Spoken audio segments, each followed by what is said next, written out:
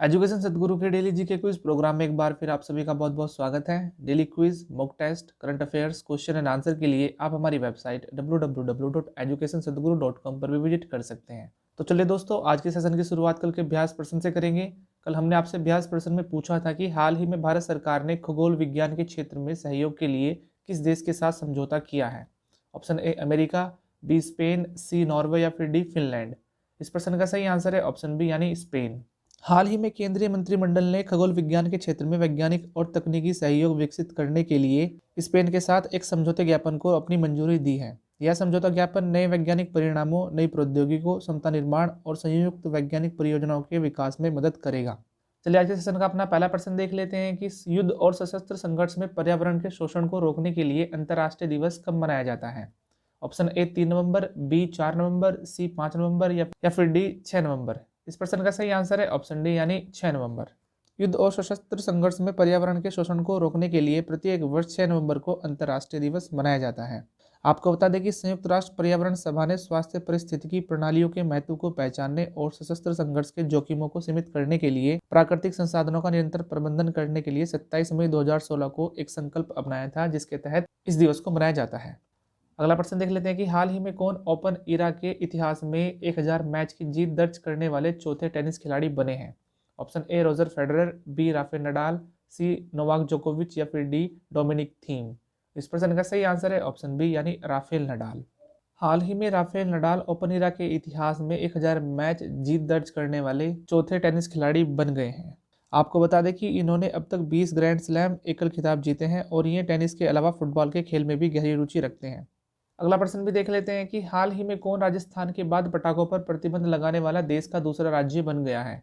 Option A Uttar Pradesh, B Punjab, C Haryana या फिर D Delhi. इस प्रश्न का सही आंसर है ऑप्शन डी यानी दिल्ली। हाल ही में दिल्ली सरकार ने बीते 5 नवंबर को राष्ट्रीय राजधानी में पटाखों पर प्रतिबंध लगाने और अस्पताल में चिकित्सा सुविधा बढ़ाने का फैसला किया है। आपको बता दें कि दिल्ली में कोविड मामलों के तेजी से बढ़ने के साथ साथ राजधानी में बढ़ते वायु प्रदूषण के मद्देनजर यह फैसला लिया गया है। चलिए अगला प्रश्न भी देख लेते हैं कि निम्नलिखित में से किन देशों के साथ भारतीय नौसेना ने संयुक्त रूप से कैरेट नौसेना अभ्यास शुरू किया है। ऑप्शन ए रूस और इजराइल, बी अमेरिका और इजराइल, सी अमेरिका और बांग्लादेश या फिर डी बांग्लादेश और श्रीलंका। इस प्रश्न का सही आंसर है ऑप्शन सी यानी अमेरिका और बांग्लादेश। हाल ही में संयुक्त राज्य अमेरिका और बांग्लादेश की नौसेनाओं ने संयुक्त रूप से कैरेट नामक नौसेना युद्धाभ्यास को शुरू किया है। आपको बता दें कि इन दोनों देशों के आपसी रिश्तों को व्यापक बनाने के साथ ही इन देशों के बीच समुद्री संबंधों के प्रति जागरूकता बढ़ाना ही इस युद्ध अभ्यास का उद्देश्य है। चलिए अगला प्रश्न भी देख लेते हैं कि हाल ही में किस राज्य सरकार ने आशा कार्यकर्ताओं के लिए 57 करोड़ रुपए के पैकेज की घोषणा की है। Option A Telangana, B Maharashtra, C Odisha या फिर डी असम। इस प्रश्न का सही आंसर है ऑप्शन बी यानी महाराष्ट्र सरकार।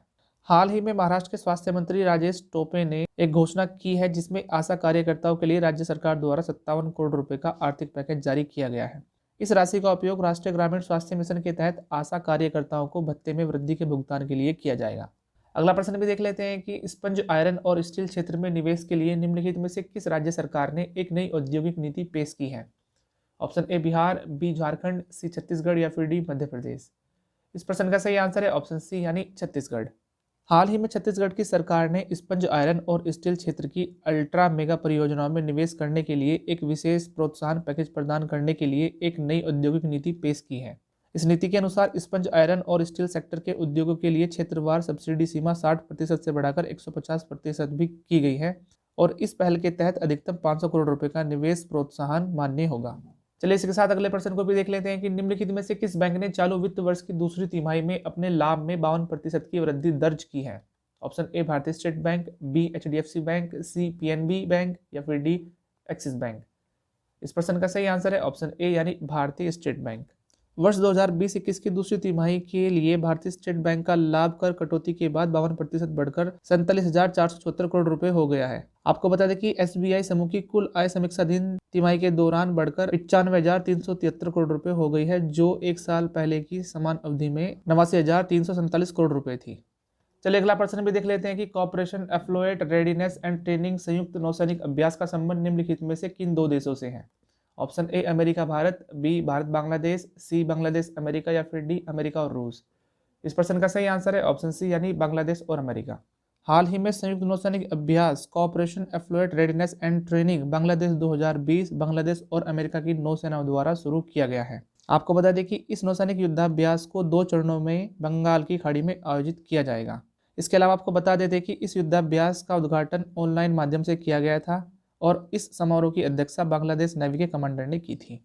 चलिए अगला प्रश्न भी देख लेते हैं कि हाल ही में किसने अंतर्राष्ट्रीय सत्वाधानम कार्यक्रम का शुभारंभ किया है। Option A Ramnath Kovind, B Narendra Modi, C Rajnath Singh या फिर डी वेंकैया नायडू। इस प्रश्न का सही आंसर है ऑप्शन डी यानी वेंकैया नायडू। हाल ही में उपराष्ट्रपति एम वेंकैया नायडू ने अंतर्राष्ट्रीय सत्वाधानम कार्यक्रम का शुभारंभ किया है। आपको बता दें कि कार्यक्रम का आयोजन डॉक्टर मेदसानी मोहनन ने तिरुपति में श्री कृष्णदेवराय सत्संग के तत्वाधान में किया था। चलिए आज के सेशन का अपना आखिरी प्रश्न भी देख लेते हैं कि हाल ही में नेपाल की राष्ट्रपति ने निम्नलिखित में से किसे नेपाली सेना के जनरल रैंक से सम्मानित किया है। Option A general M Naravane, B general Bipin Rawat, C general Vikram Singh या फिर डी जनरल वीके सिंह। इस प्रश्न का सही आंसर है ऑप्शन ए यानी जनरल एम नरवाने। हाल ही में नेपाल की राष्ट्रपति बिद्या देवी भंडारी ने भारतीय सेना प्रमुख जनरल एम नरवाने को नेपाली सेना का मानद रैंक प्रदान किया है। आपको बता दें कि काठमांडू में राष्ट्रपति के आधिकारिक निवास शीतल निवास में नेपाली सेना के जनरल ने भारतीय सेना प्रमुख जनरल एम नरवाने को सम्मानित करने के लिए एक विशेष समारोह का आयोजन किया था। चलिए आज का अभ्यास प्रश्न भी देख लेते हैं कि virtual global investor round table conference 2020 की अध्यक्षता निम्नलिखित में से किस देश के प्रधानमंत्री या राष्ट्रपति द्वारा की गई है। Option A America, B Bharat, C Israel या फिर डी फिनलैंड। इस अभ्यास प्रश्न का आंसर आप हमारे कमेंट सेक्शन में जरूर दीजिएगा और अगर आज की वीडियो आपको पसंद आई तो वीडियो को प्लीज़ लाइक करें, कमेंट करें और दूसरों के साथ शेयर भी करें। और यदि आप इस चैनल पर पहली बार विजिट कर रहे हैं तो चैनल को सब्सक्राइब करना बिल्कुल भी मत भूलें और बेल आइकन को जरूर प्रेस करें ताकि आने वाली नई वीडियो की नोटिफिकेशन सबसे पहले आप ही के पास हो। तब तक के लिए आप इस चैनल पर लगातार बने रहिए।